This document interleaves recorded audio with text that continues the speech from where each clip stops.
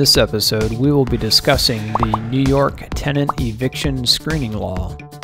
This episode is brought to you by AmeriUSA, where you can screen tenants 24 hours a day. If you're a landlord in the state of New York, you know how important it's been in the past to screen an applicant for tenancy using all of the available resources at your disposal. And one of the more important tools in the landlord arsenal for tenant screening has been the use of prior landlord-tenant actions. After all, what better way is there to predict the future of an applicant's tenancy than to look at the past and determine whether or not a prior landlord-tenant action had occurred within the court system? Unfortunately, the legislators of New York appear to disagree, and landlords are now prohibited from using prior landlord-tenant actions in the tenant screening process. Even third parties such as tenantbackgroundcheck.com are prohibited from obtaining the data from the unified court system if it pertains to any residential tenancy, rent, or eviction case. Failing to comply with this law may result in civil penalties, including monetary damages awarded to the tenant.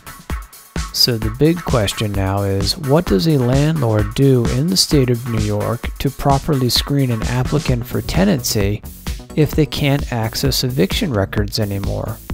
First, it's always important to obtain a consumer credit file on every prospective applicant for tenancy. While eviction information is no longer reported on a consumer credit file, there are other things you can look for to give you an indication as to whether or not there may have been a problem in the past. If you obtain a credit report from a service such as tenantbackgroundcheck.com, you want to focus your attention on the collection section, because within that section, you may find evidence of a potential housing problem, and that would include unpaid water bills, gas bills, unpaid electric bills, even unpaid cable bills. But more importantly, there may even be unpaid apartment collection bills.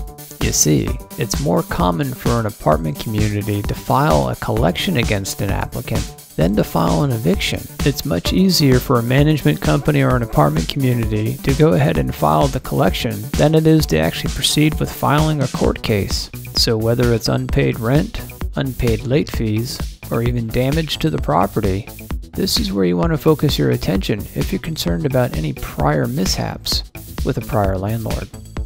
But also remember, this doesn't mean you forgo any other aspects of the consumer credit file. It is very important to also take a look at car payment history, discretionary spending with credit cards, and even student loans.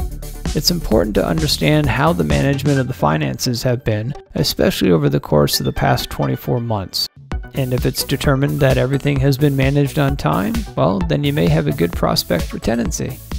But if you find a dirty file with spots of missed late payments, that may be a warning sign for you to avoid much more than just a cleaning bill.